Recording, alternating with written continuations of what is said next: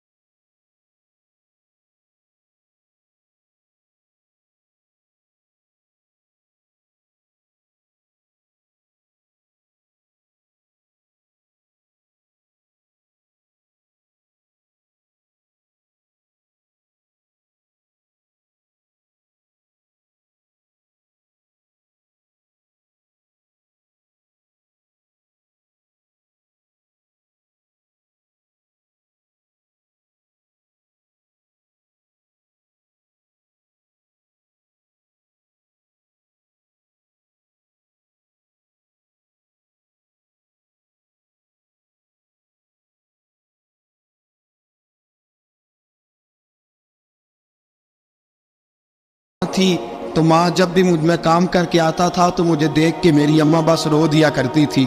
2-3 بہنیں تھیں اور حضرت بلال فرمانے لگے ان بہنوں کو میں دیکھتا تھا تو وہ میرا حال دیکھ کے روتی تھی اور جب وہ مجھے دیکھتی تھی تو میں رو دیا کرتا تھا۔ فرمایا ابو بکر میں نے تو یہ رنگ ڈانگ دیکھے نہیں جو آج تو مجھے دکھا رہا ہے۔ جناب سیدنا صدیق اکبر رضی اللہ تعالیٰ عنہ بنا سوار کے نا حضرت بلال کا ہاتھ پکڑ کے سینے پہ رکھا، جناب بلال ہچکی لے کے روئے۔ حضرت ابو بکر صدیق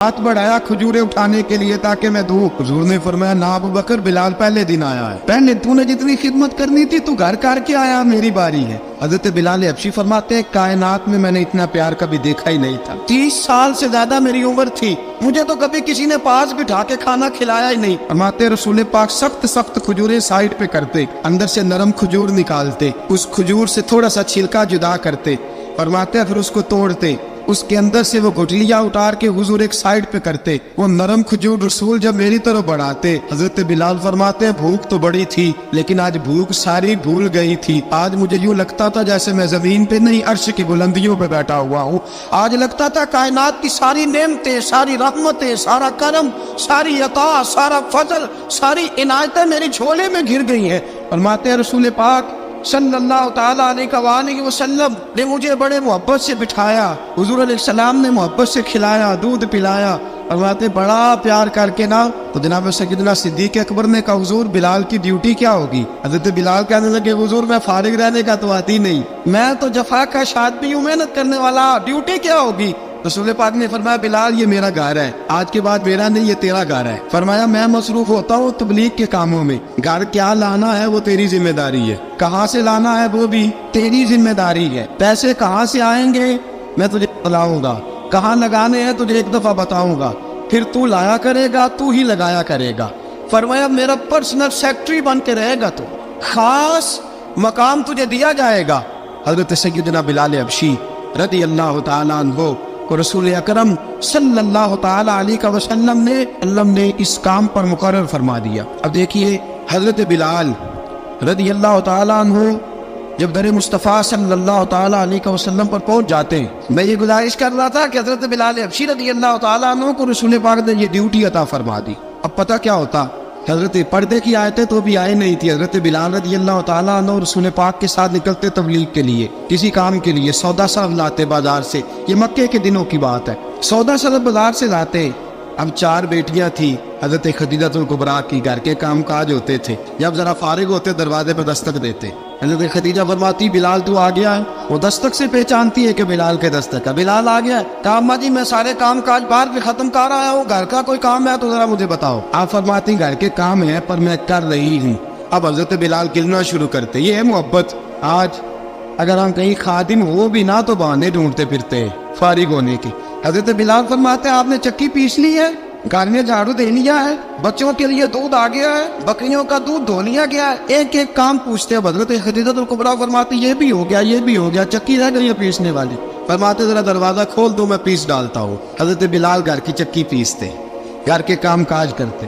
ایک دن نہ دار ارقم میں رسول پاک تھے تو باہر سے کچھ شورش ہوئی. حضرت بلال حبشی کہنے لگے حضور ایک نیزہ نہیں منگوا دیتے مجھے. ساری دنیا حضرت بلال کو موزن رسول سمجھتی ہے اور ہیں بھی, لیکن حضرت بلال سب سے پہلے نیزہ بردار بھی ہے. سب سے پہلے نبی پاک کی حفاظت کے لیے نیزہ جس شخص نے اٹھایا, تلوار اٹھانے والے اور ہیں, جان قربان, نیزہ سب سے پہلے حضرت بلال. کہا حضور ایک نیزہ نہیں منگوا دیتے. بلال کیا کرنا ہے؟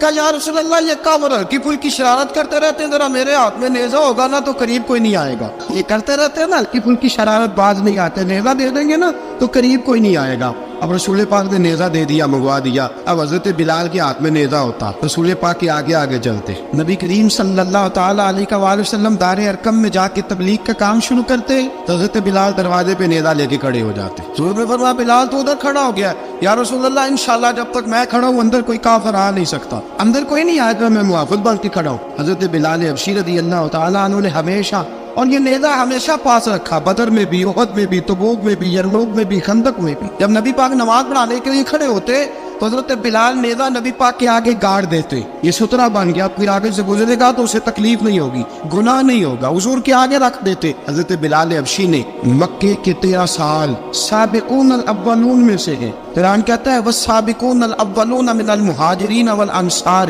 فرمایا وہ جو پہلے سبقت لینے والے ہیں نا مہاجر اور انصار, پہلے جنہوں نے سب سے پہلے کلمہ پڑھا, وہ مہاجر اور انصار جنہوں نے پہلے کلمہ پڑھا. اور فرمایا والذین اتبعوہم بإحسان, اور وہ جنہوں نے احسان کے ساتھ ان کی پیروی کی, رضی اللہ عنہم ورضوا عنہ. فرمایا وہ اللہ سے راضی ہے, اللہ ان سے راضی ہے, اللہ انہیں جنت میں داخل کرے گا جس کے نیچے نہریں بہ رہی.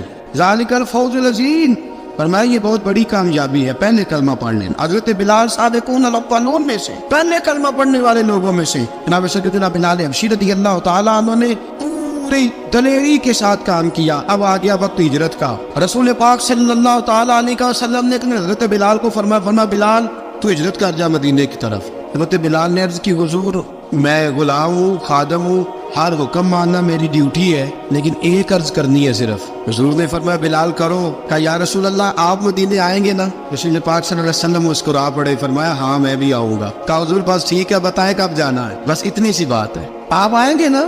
حضور نے فرمایا کب ٹھیک ہے بتائیں کب جانا ہے. سرور کون مکہ سیدنا مکہ صلی اللہ تعالیٰ علیہ وسلم نے فرمایا بلال یہ 16 مرد عورتوں بچوں پر مشتمل 16 لوگوں پر مشتمل یہ قافلہ ہے. اس قافلے کے اوپر تجھے میں امیر مقرر کرتا ہوں, تو ان کو لے کے جائے گا.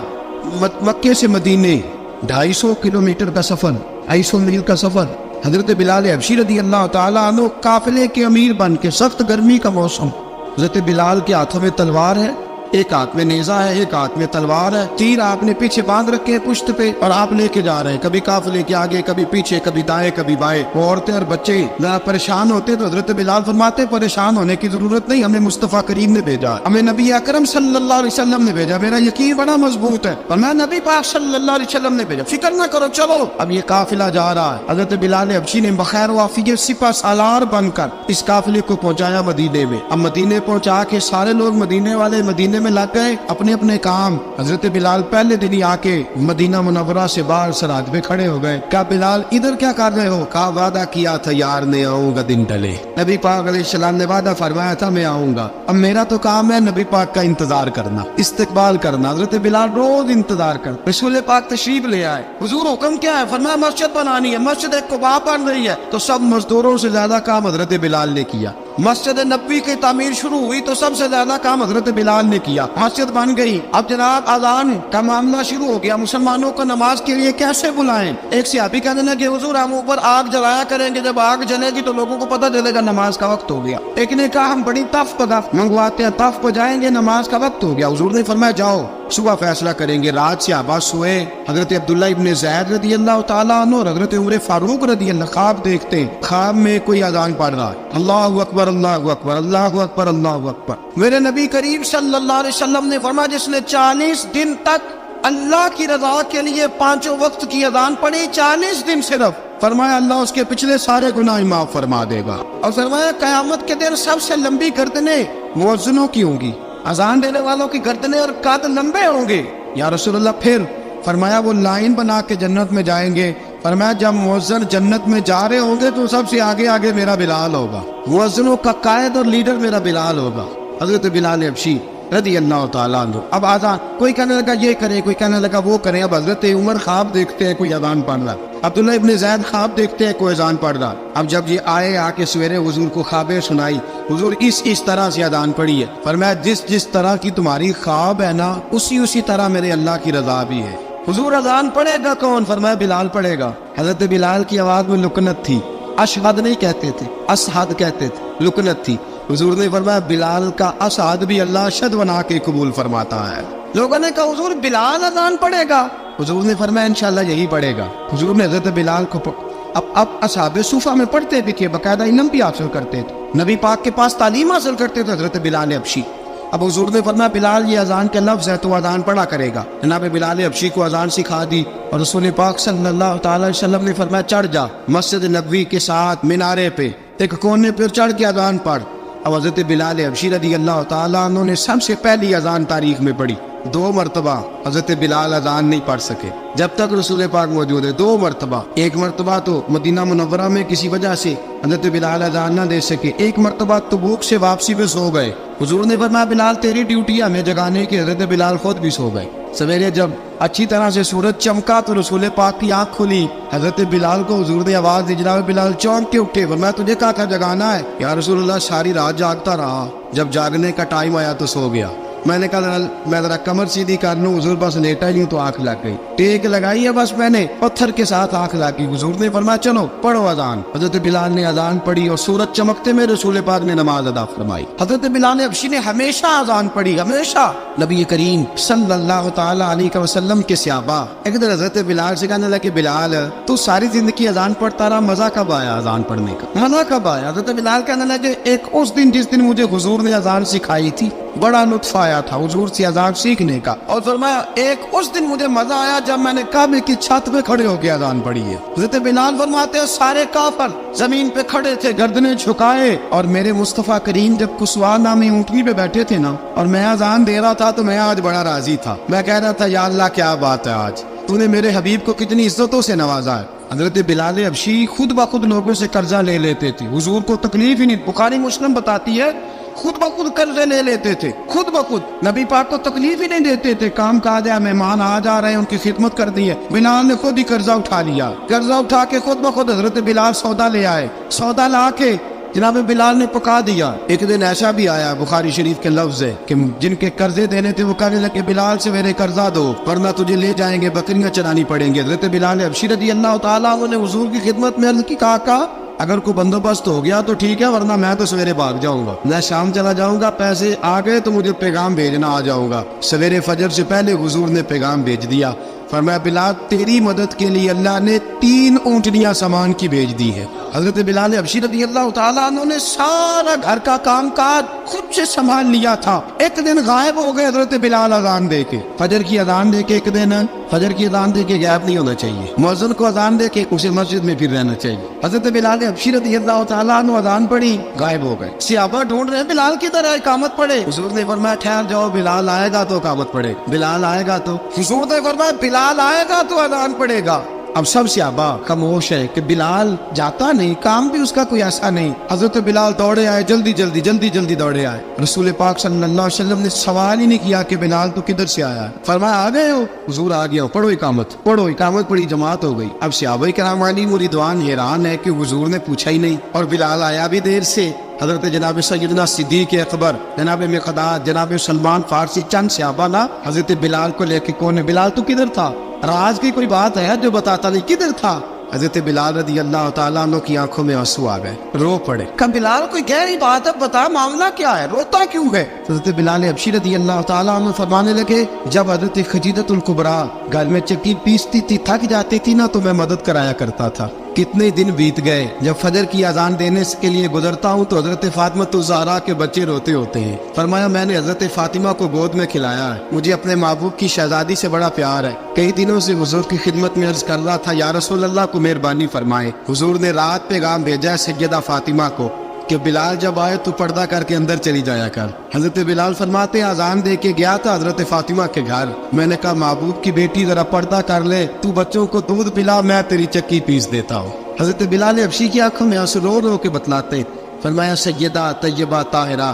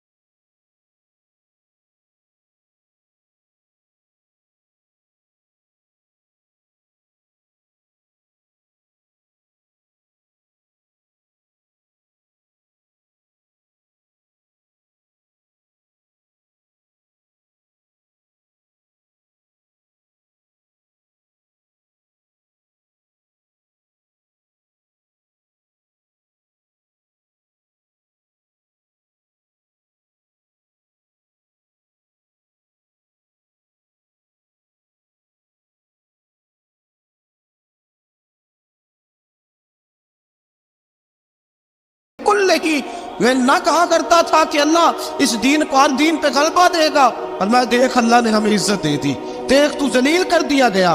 حضرت بلال نے مارا، گردن اڑا دی۔ حضرت ابوبکر صدیق پیچھے دیکھ رہے تھے، دوڑے ہوئے آئے، کہا بلال مبارک ہو، بلال مبارک ہو، آج تو تیرے سارے بدلے پورے ہو گئے۔ حضرت بلال نے سجدہ شکر ادا کیا۔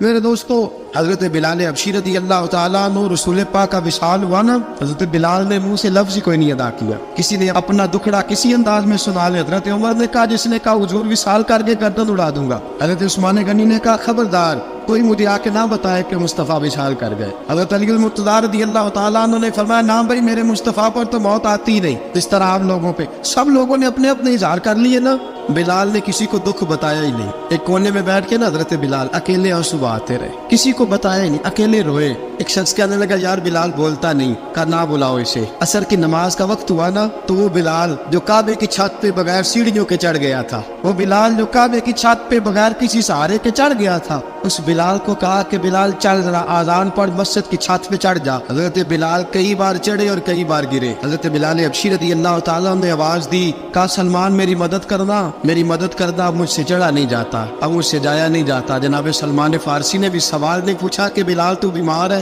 یہ نہیں پوچھا۔ حضرت بلال کو دو چار صحابہ نے اٹھایا، چھت پہ پہنچایا، بلال نے اذان شروع کی۔ جب کہا نا اللہ اکبر اللہ اکبر، وہ آواز جس میں بڑا سوز ہوتا تھا، بڑی درد، بڑی بلندی ہوتی تھی، بڑا جوش خروش ہوتا تھا، آج وہ آواز دب گئی۔